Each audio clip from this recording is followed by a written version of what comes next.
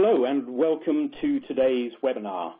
It's a bird's eye view of global CAT-M1 and NB1 adoption. My name is Jeremy Cowan. I'm editorial director and co-founder of IoT Now, and I'm delighted to be your moderator today. Thank you all for joining us wherever you are around the world. We've got a very topical discussion for you, brought to you with Altair Semiconductor. So the first thing to do is to welcome our speakers individually. They are Ilan Reingold, Altair's Head of Business Development and Strategic Alliances, who will speak first. Great to have you here, Ilan. Good to be here, Jeremy.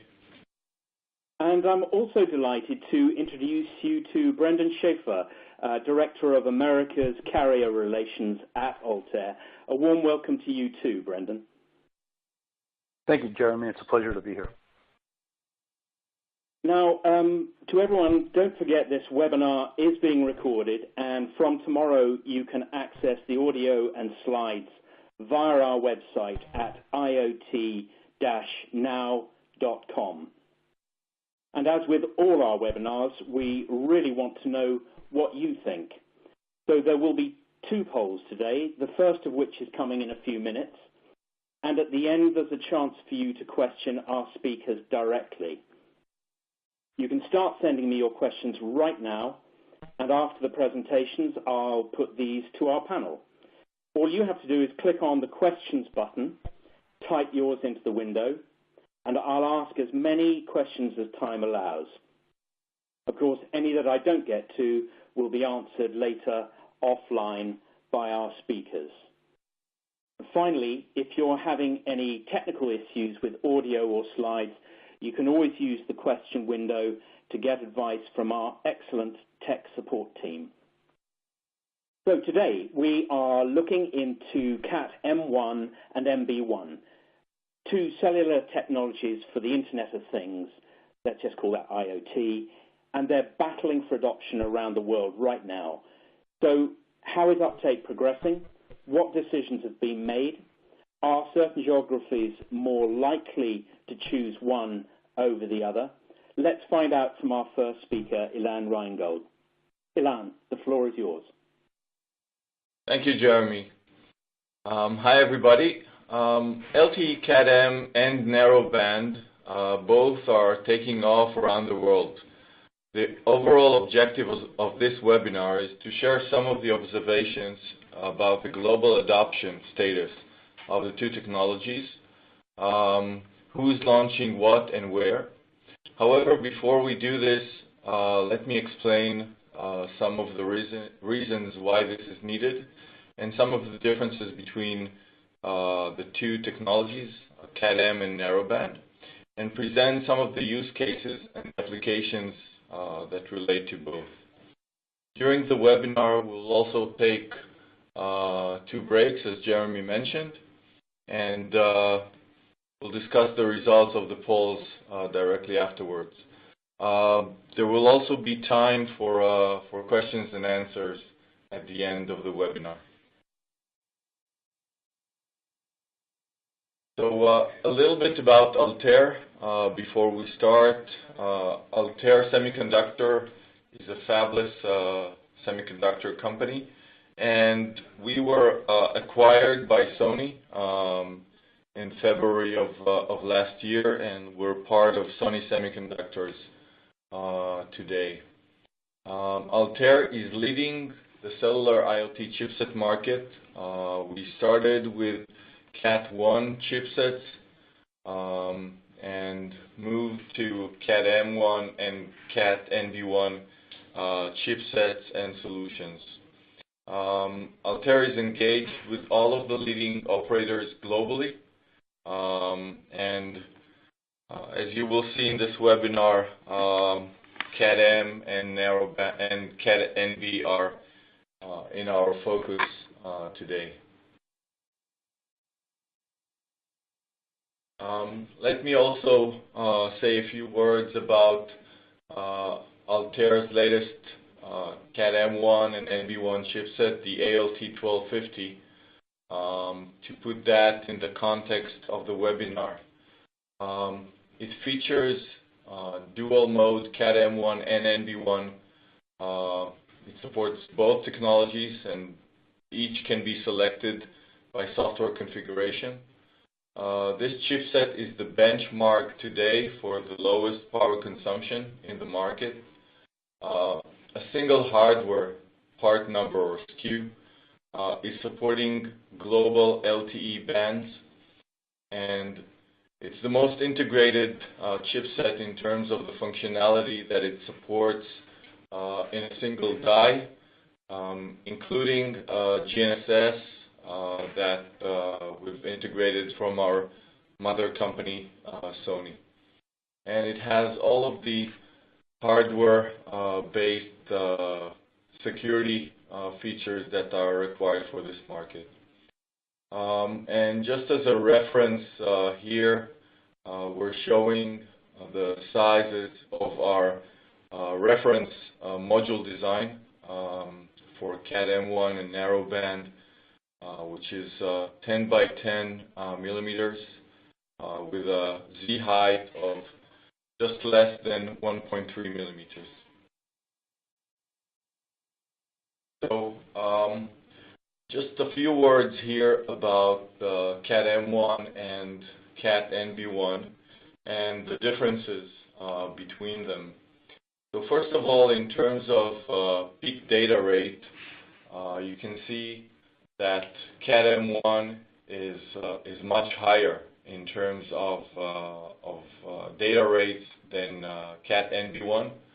CAT-M1 supports almost 400 kilobits per second, while NB1 supports the rates in the ballpark of 30 to 60 kilobits per second, downlink to uplink. The bandwidth is significantly different. So various considerations of band allocation, 2G or GSM reforming are used here according to the bandwidth. The latency of CAT-M1 is in the ballpark of milliseconds, while the latency of CAT-NB1 transmissions can be up to 10 seconds, which is a significant difference that implies on the different applications that can be used. The power consumption with the CAT-M1, the best power consumption is achieved at medium to high data rates, which means hundreds of bytes per message.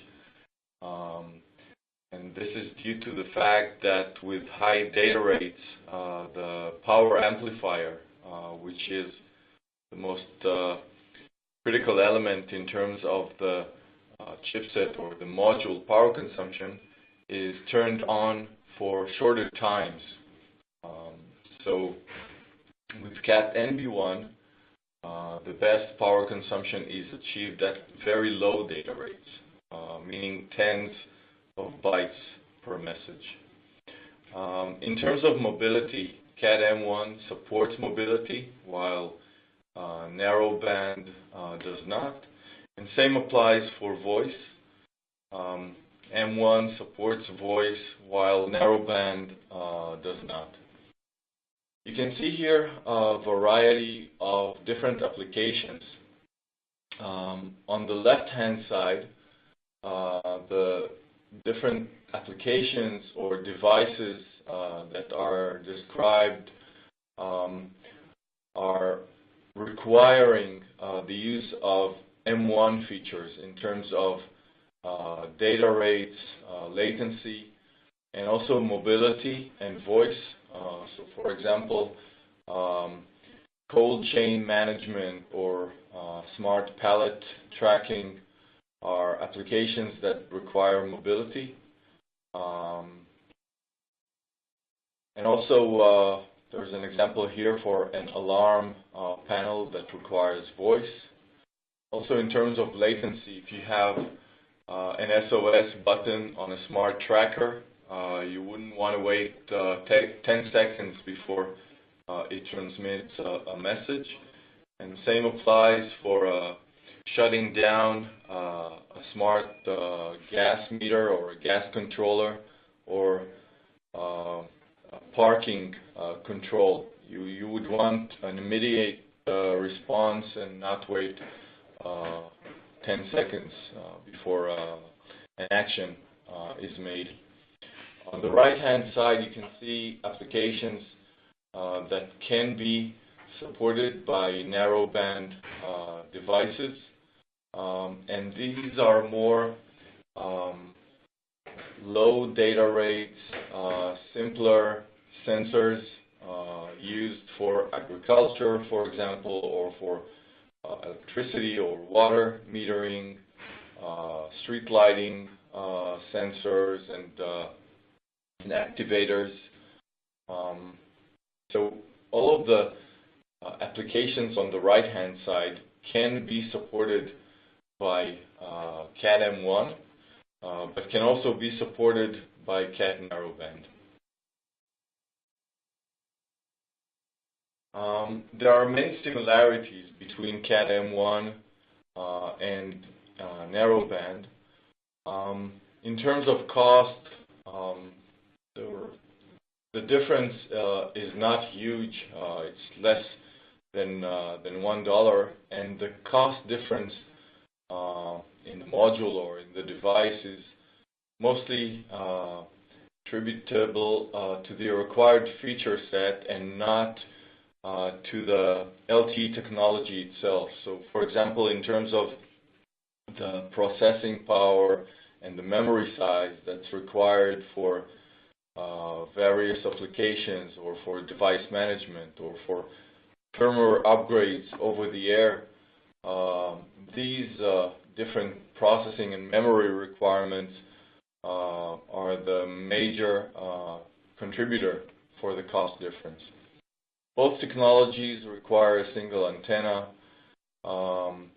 CAT-M1 is using IP, the IP protocol in the network, while narrowband networks can also support non-IP data paths, and we see that with some operators. Both technologies need to support or can support both 20 dBm and 23 dBm transmission power as the maximum power. The coverage of both is similar, and in terms of module sizes, they're similar as well. We just put here as a reference the module size that we support, and as we see it now, it's the smallest available. In terms of power KPIs, again, similar numbers. With EDRX, the average standby current is less than 20 to 45 microamps, with an overall small message energy between 50 to 100 milliamps seconds.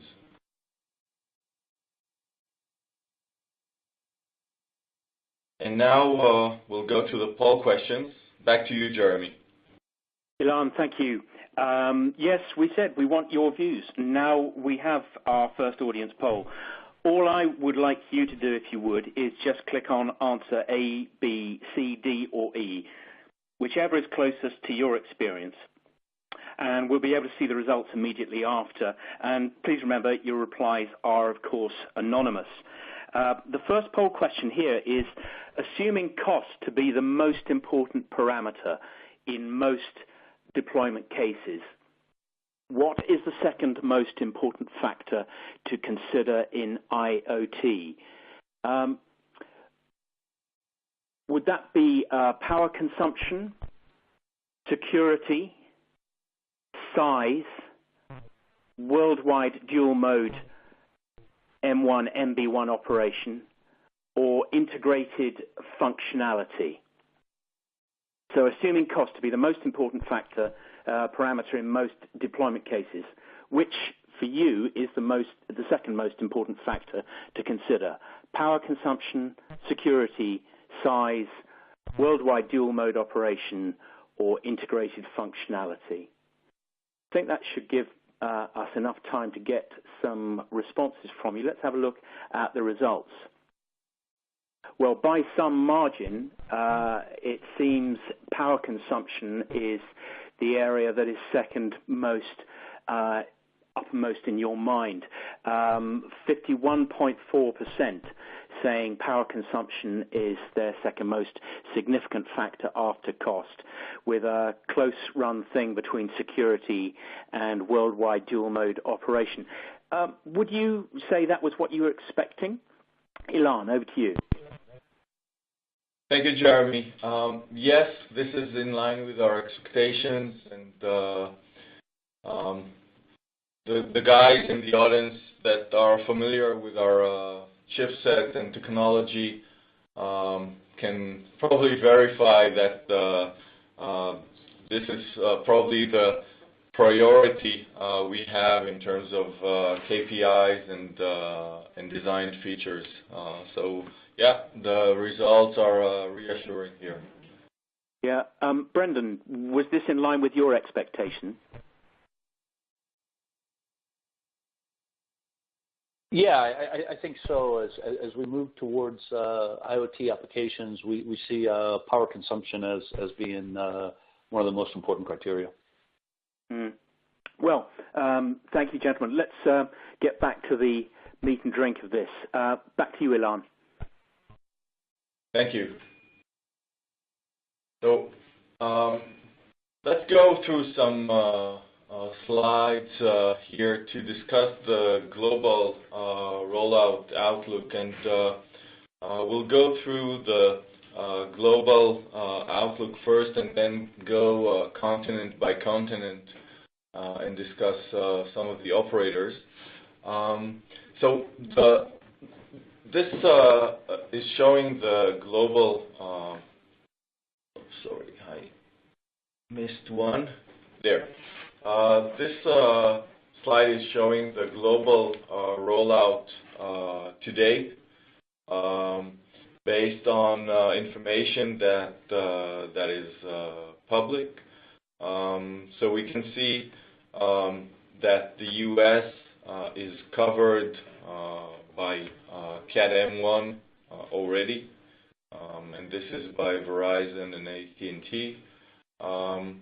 We can see China covered by narrowband, and we can see Australia covered with CAT-M1 by Telstra, and we can see some of the countries in Europe already offering narrowband networks, narrowband coverage. The data that's presented here is from the GSMA website, public press releases, and from information collected from the industry.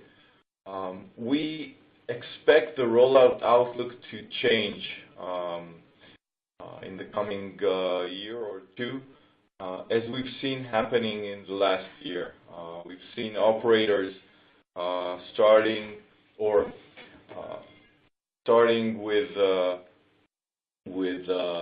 narrowband plans, and then changing their plans to CAT-M to leverage some of the maturity of the CAT-M ecosystem that was created by US-based operators. So we will probably see some more changes in the future. So let's look at the rollout outlook. And this is based on Altair's close engagement with all of the global Tier 1 MNOs today. So if we look for a year or 2 years ahead, what we expect is to see both CAT-M and narrowband offered in the US and Canada, and also in Brazil. We see more countries in America, Mexico, Chile, and other countries offering either CAT-M1 or narrowband. We see China offering both CAT-M1 and narrowband, and the same would apply to Australia. We see some of the larger countries in Europe supporting both technologies. And we also see that the majority of the other countries would probably be focused on narrowband deployments rather than CAT-M.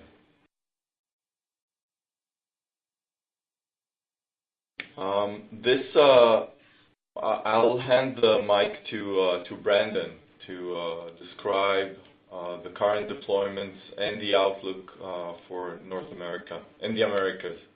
Brandon, to you. Yeah, thank you, Alon. Yeah, so as Alon mentioned, today on the major U.S. networks, two of the major networks in the U.S. are essentially completely covered by CAT-M today, and I think T-Mobile has publicly said as well that they are focusing on narrowband IoT, and Sprint is to follow. So if we look at the network coverage today, it is essentially nationwide coverage from two of the major networks, and soon to be from the third on narrowband. I think if we look at most of the current infrastructure vendors today of these operators actually support both technologies. So, if and when an operator deploys CAT-M, today, ultimately their infrastructure vendors will also support narrowband. So almost by default, I think we will see some narrowband strategies as well out of these operators for the different use cases. And back to you, Alon. Thank you, Brandon. In Europe, we see operators target both CAT-M1 and narrowband. Most of the operators in Europe planned to deploy narrowband only, but decided to start with CAT-M or to add CAT-M later on to leverage the advanced or more mature CAT-M1 ecosystem that started in the U.S. In terms of chipset availability and devices availability to provide significant value in their networks sooner rather than later.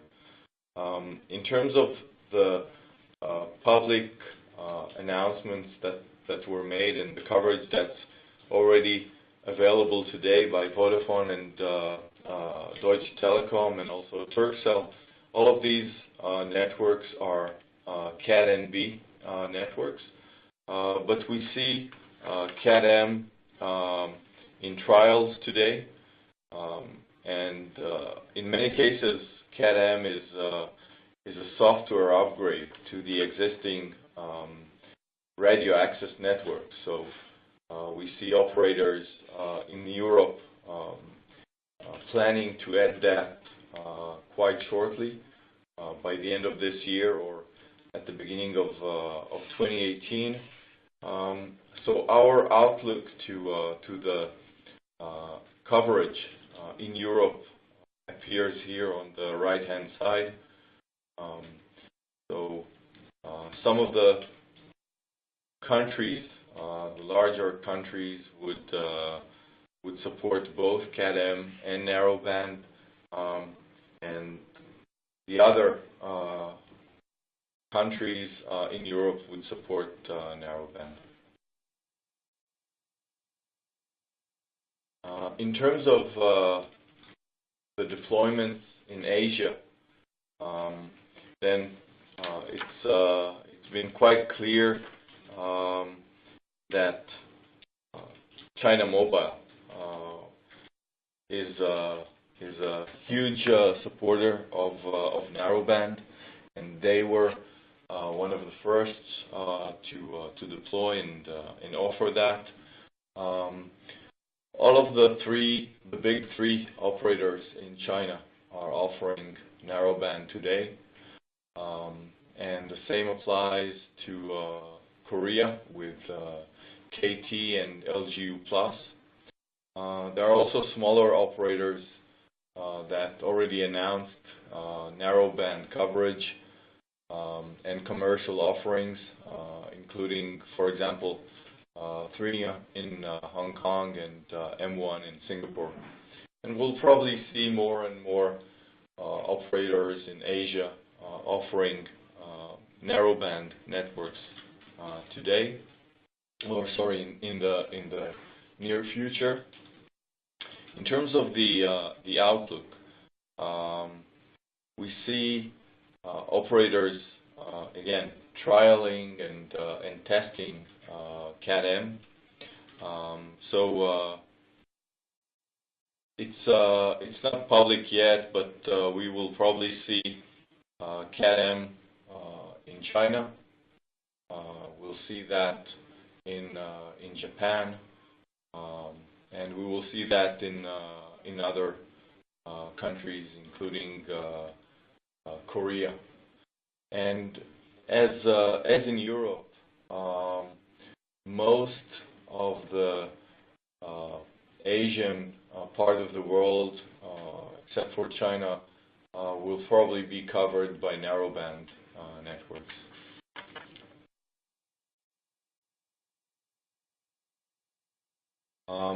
I'll hand the mic to Brendan again for Australia and New Zealand.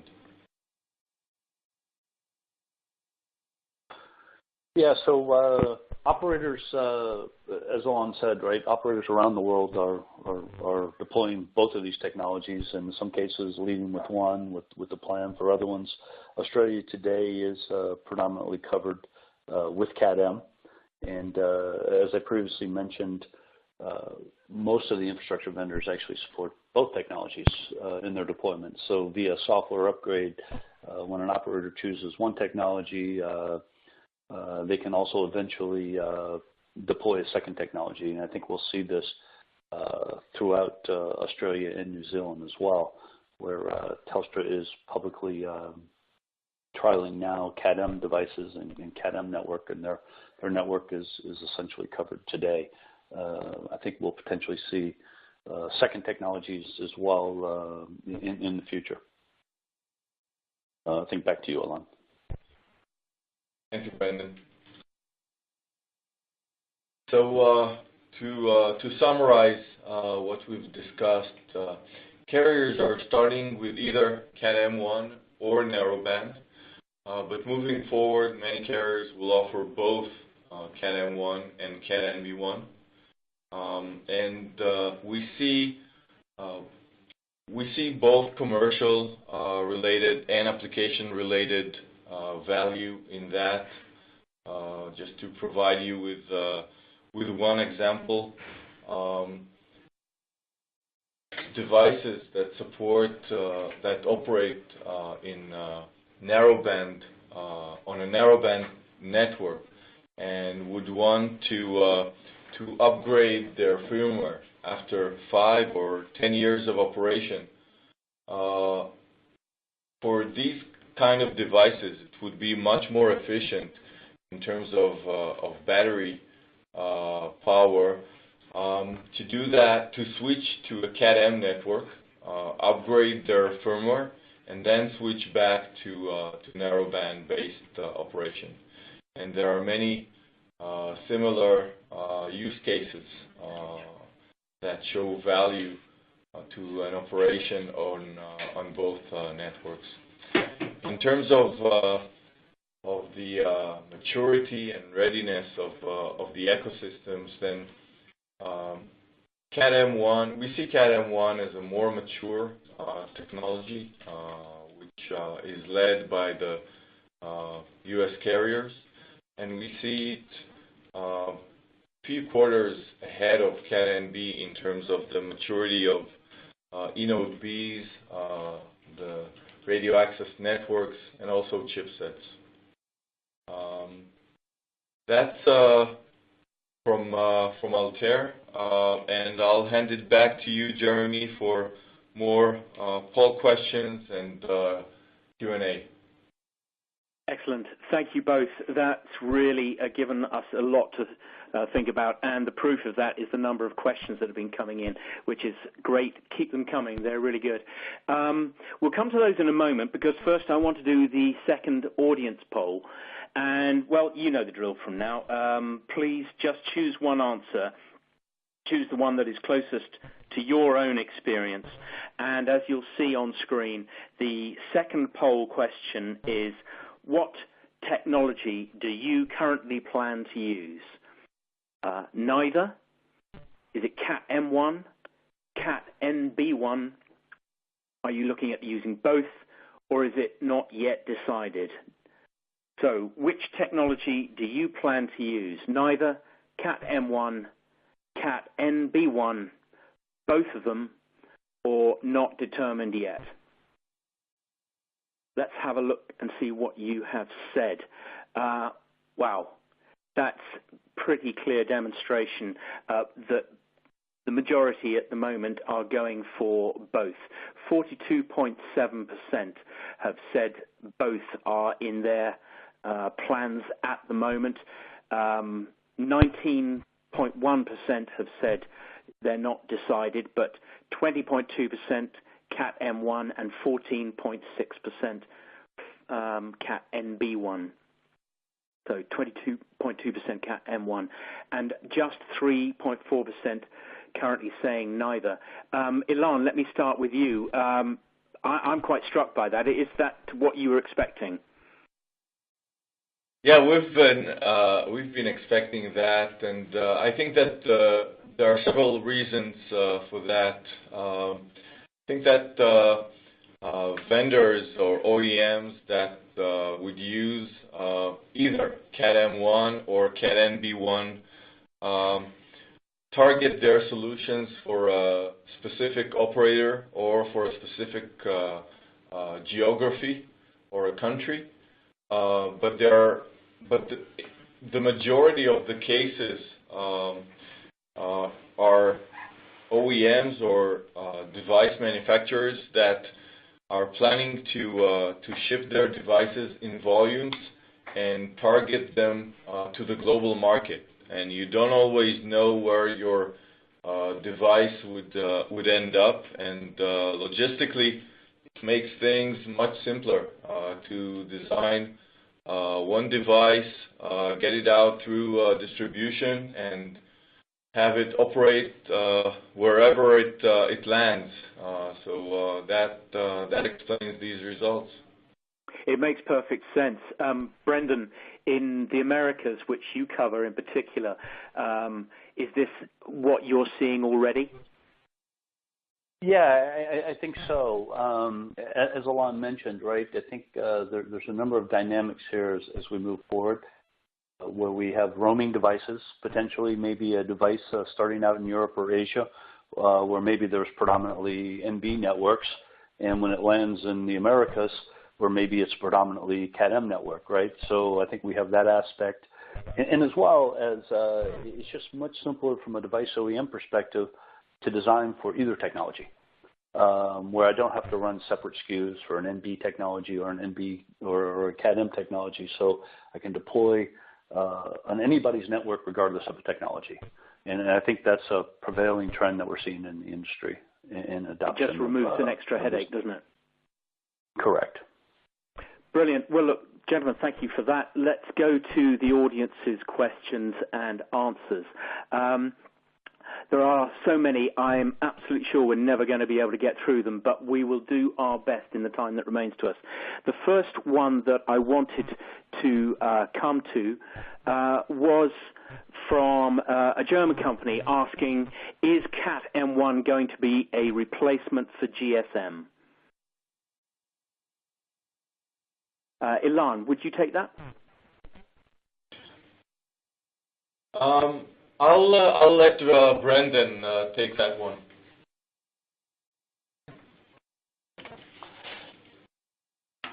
Well, I think from as we move forward, right? I think we will see for low data rate applications. I think I think we will see CAT-M being a replacement for GSM technologies, and especially as voice becomes mature on CAT-M, I think we could see that happening.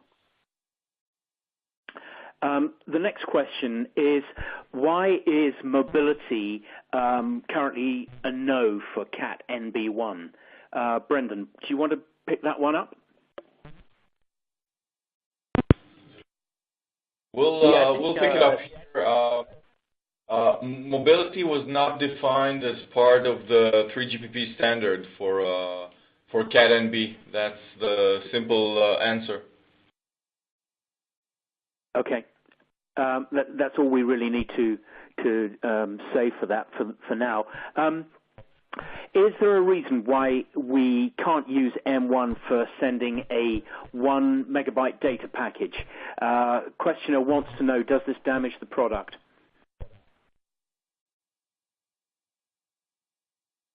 Who'd like to take that? These amounts of data can be transmitted over CAT-M devices and networks. You just need to make sure that in terms of the power of the device and the overall design in terms of processing power and memory, as well as the device's throughput and latency, this amount of data is supported, but there is no prevention in terms of the technology itself to do that. Yeah, thank you. Ilan, this was a question that I know that you touched on in one of your earlier slides, but it does bear repeating. There is a cost difference between CAT-M1 and NB1, but it's not enormous from what you're saying. Questioner has asked, what is the cost difference? And perhaps you could just elaborate on that.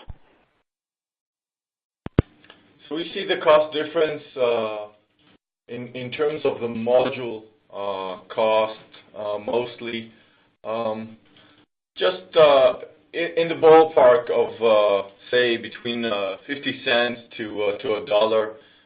And that cost difference is mainly resulting by the processing power of the application processor and the memory that's required by the application running on top of the LTE technology.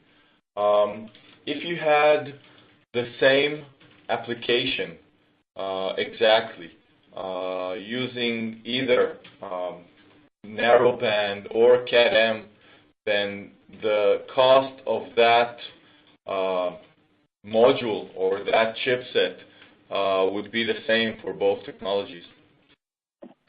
Understood. Brendan, if this is one for you, great. If not, please feel free to hand it over to Ilan. But I think it would be interesting to get your views on this. The questioner wants to know, what are the weaknesses of each technology, and is 3GPP working on it for the next release? Yeah, I think from a NB perspective, it's probably a lot easier to look at what are the weaknesses of NB. Currently, mobility is not supported, and currently voice is not supported. So I think those are and the low data rates. I think those are the two, maybe the two immediate glaring weaknesses of NB technologies. I think some of these things are being maybe looked at in some future standards, and I think if you look at CAT-M, maybe one of the weaknesses as compared to CAT-3 or CAT-4 technology is the data rates in a half duplex implementation are 384 kilobits, this is maybe considered by some just a little bit too low, and would like to see CAT-1 type of throughput numbers. So I think that would be the, maybe the weakness of CAT-M. If you look at it, maybe it's just a little too low. Yeah. And let me add that the next 3GPP release with regard to narrowband is actually working on adding voice to narrowband. Thank you. That helps, and that almost anticipates the next question, which is from one of the IT giants out there who would like to know, and you've touched on it already, but maybe you can elaborate a little. Are there any plans for NB-IoT to support mobility? I think we should clarify that, in the short term.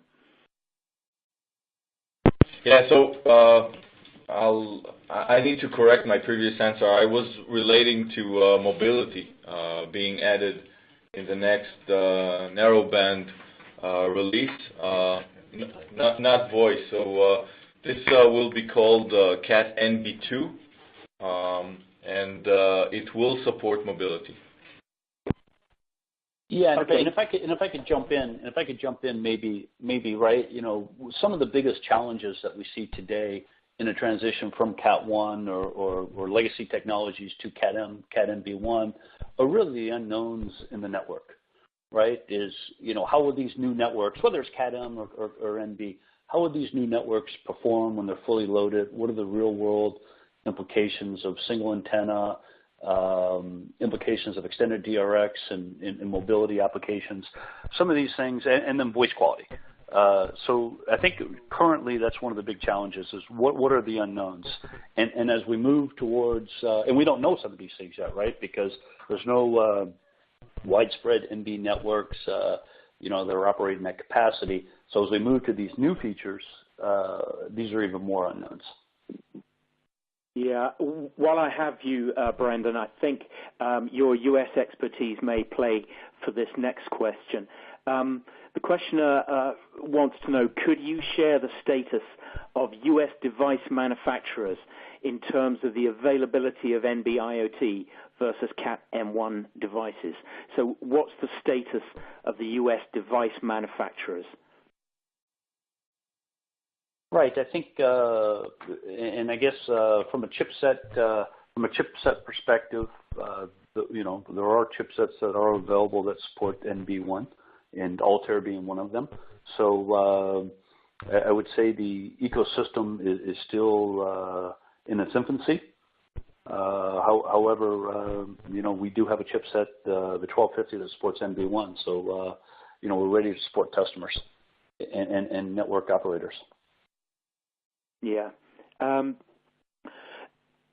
than the chips, a questioner from another IT giant, not the same one, is the IP available for others to integrate it?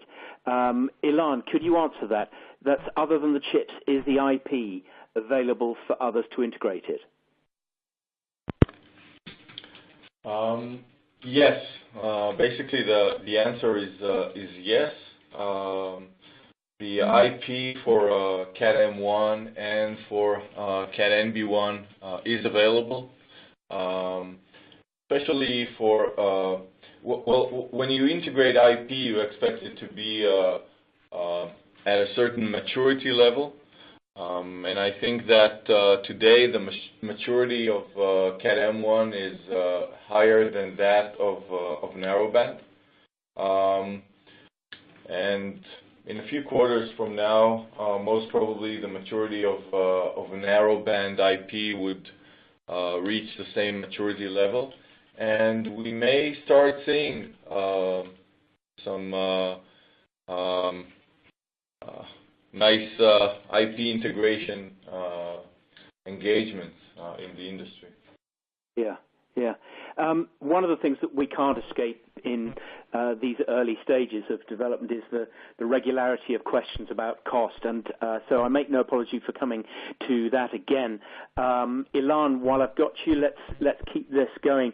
The questioner here wants to know He says, I recently inquired about certification cost with a CAT-M1 module, and the cost was quite high, as the 15-band configuration requires testing of all bands, even if they're not used in the application. That added a significant cost for him. Could you shed any light on give us your thoughts on that? Maybe let me take this one along. So I think this is a industry topic that's happening right now. With our 1250 device, we support any band, any worldwide bands on a module. However, some of the certification authorities, such as PTCRB or GCF, if I declare a module supporting European bands, Asian bands, in U.S. bands, however, I only intend to deploy it in the U.S., there still is this requirement that I go certify the device with these other band combinations. And this is, I view this as we're a little bit ahead of the industry from a technology perspective. So I think the certification authorities, whether it's PTCRB or GCF, these are discussions that are happening with them to alleviate this particular issue. No, that makes sense. Brendan, there's a question with a strong U.S. focus, so maybe this one would be for you as well.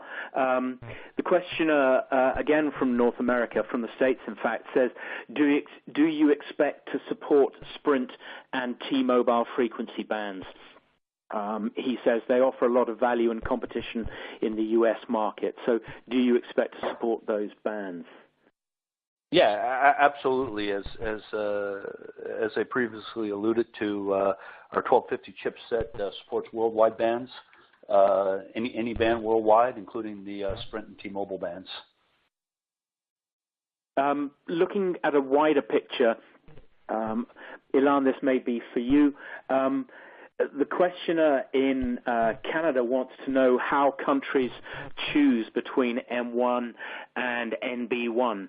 I'm not sure if that's a fair way of saying that's how they choose, but how would you respond to that? How do countries choose between them?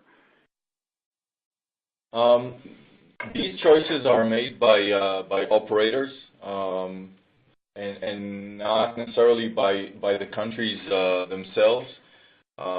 I think that the first selection that was made was done by Verizon and AT&T that selected CAT-M, and that was due to the fact, most probably due to the fact that this technology supported a wider range of applications and was standardized first in 3GPP.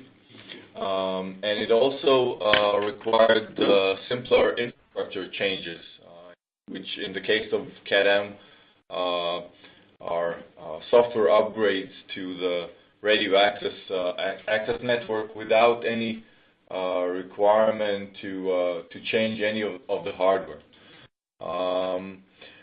Other selections of carriers were done according to local presence of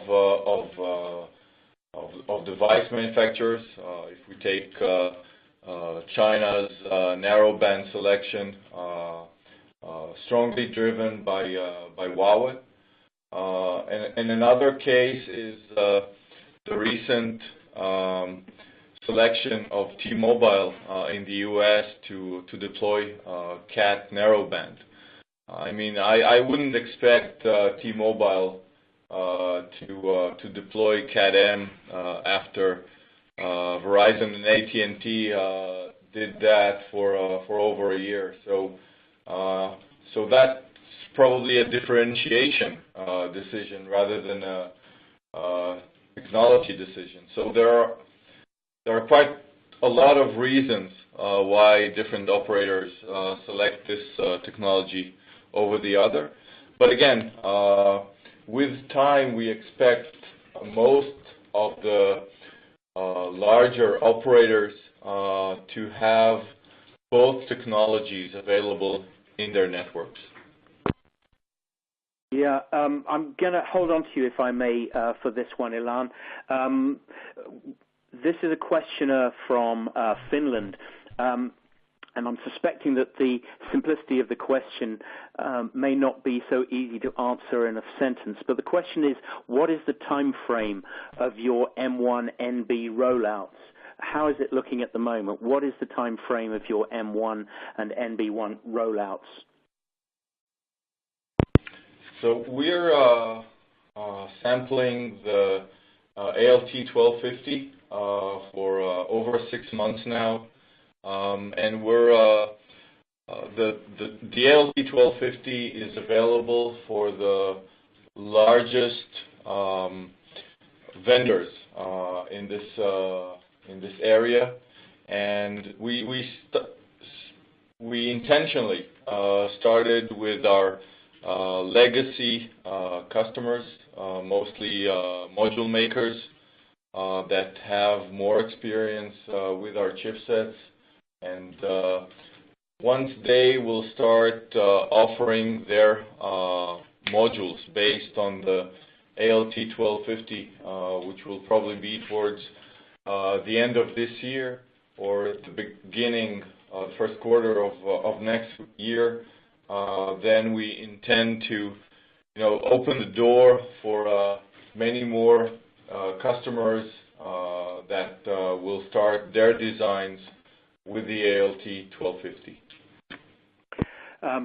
We've still got time for a few more questions, which is just as well, because I honestly can't remember when I've seen ever so many questions coming in. Another questioner in Northern Europe is asking, will there be space left for LoRa and Sigfox after full-scale global rollout of CAT-M1 and NB1? Which of you would like to take that? Let me take that. I think that there will be room for these technologies in the market. However, we think that there will be a difference in the use cases, and that LoRa and Sigfox would probably be used for private networks to cover applications such as small campuses or agriculture farms, where it's very simple to, for example, to put a LoRa base station on your roof and cover a quite significant area. But I think that now that both CAT-M and narrowband are standardized and with ecosystems being developed in terms of the end-to-end solutions from the chipsets through the modules and the devices and the operators' connectivity offerings, we'll see more and more LTE solutions taking the market share of other non-LTE technologies. We've had quite a number of questions coming in on the subject of 5G. I'm going to ask one that might kind of roll up several questions into one. Ilan, this may be for you, but tell me if I've got that wrong. How does the rollout of 5G fit into this picture? Should it be a consideration yet?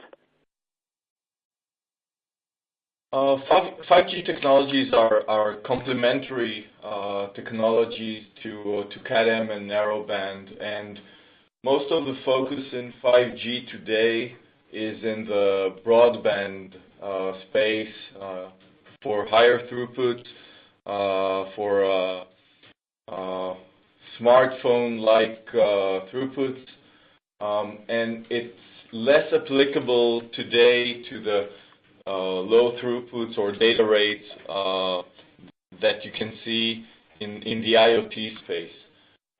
So there's very little work being done in 3GPP and in other places in terms of 5G related roadmap for IoT.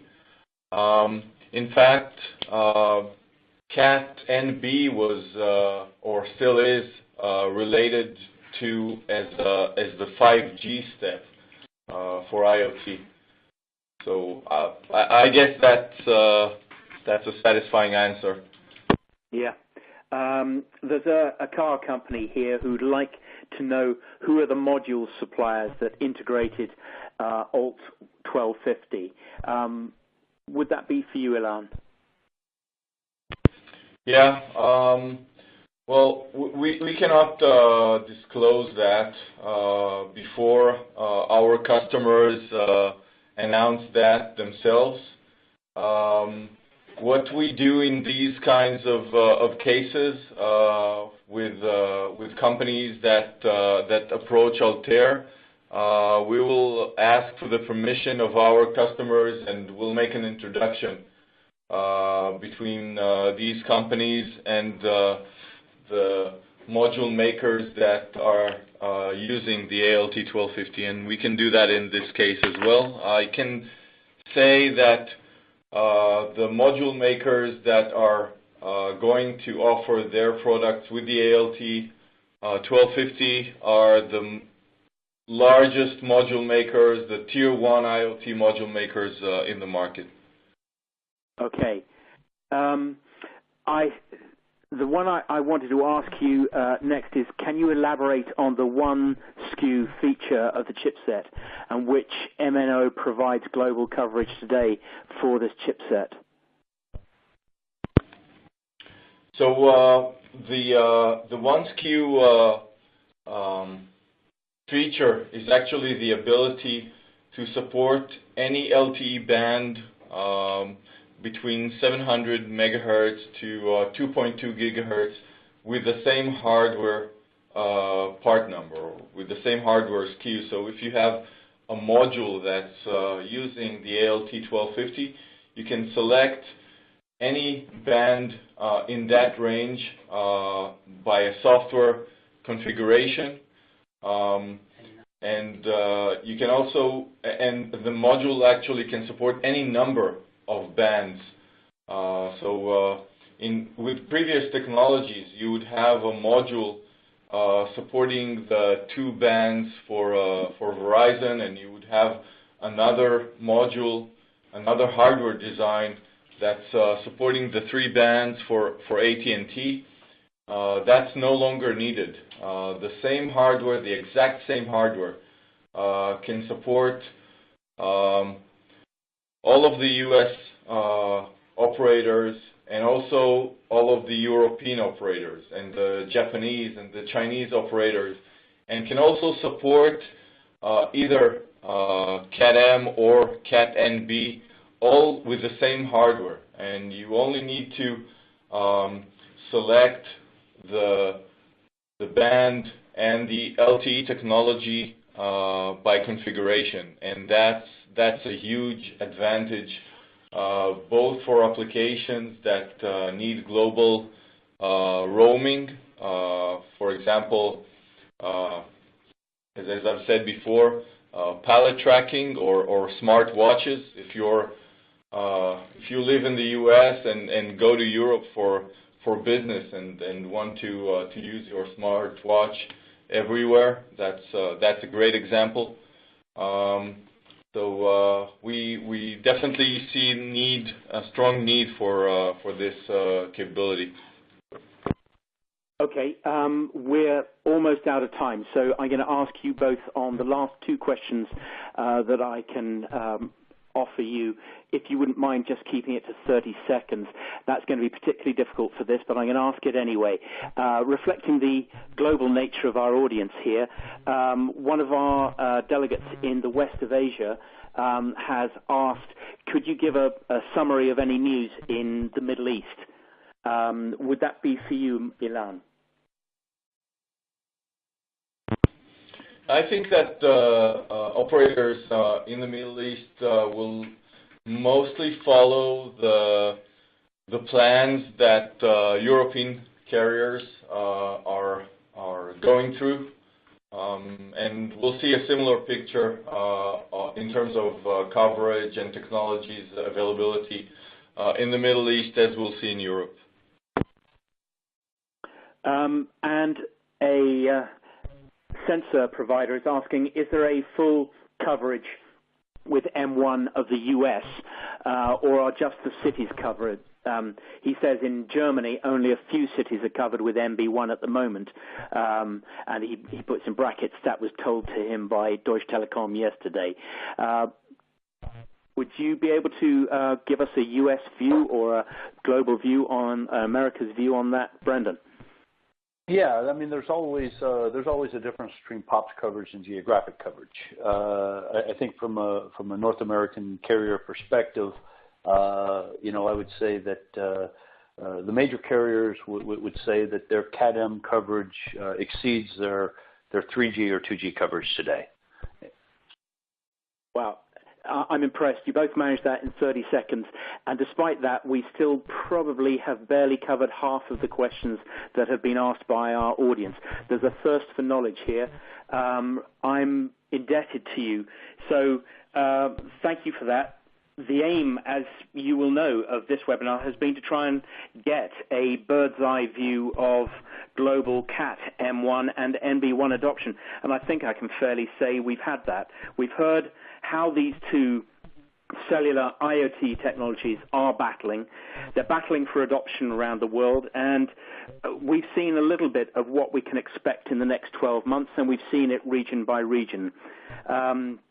And in the panel discussion just now, we've talked through many of the challenges. Sadly, that's all we have time for. Please don't forget to bookmark our website at iot-now.com. That's iot-now.com. You will always find the latest news there. You'll get blogs, events, videos, and much, much more. And one of the things you will be able to get there is that you can stream this webinar from the site tomorrow. It just remains for me to say a huge thank you to our speakers. Altair Semiconductor's Ilan Reingold. Thank you, Ilan. Thank you, Jeremy, and thank you, everyone. And, of course, to Brendan Schaefer, the company's Director of America's Carrier Relations. It was really great to have you here too, Brendan. Yeah, thank you, Jeremy. Appreciate the time today. And most of all, ladies and gentlemen, I really want to thank you for joining us. Keep safe, and we really appreciate the time you've spent with us. From everyone here at IoT Now, enjoy the rest of your day. Bye for now.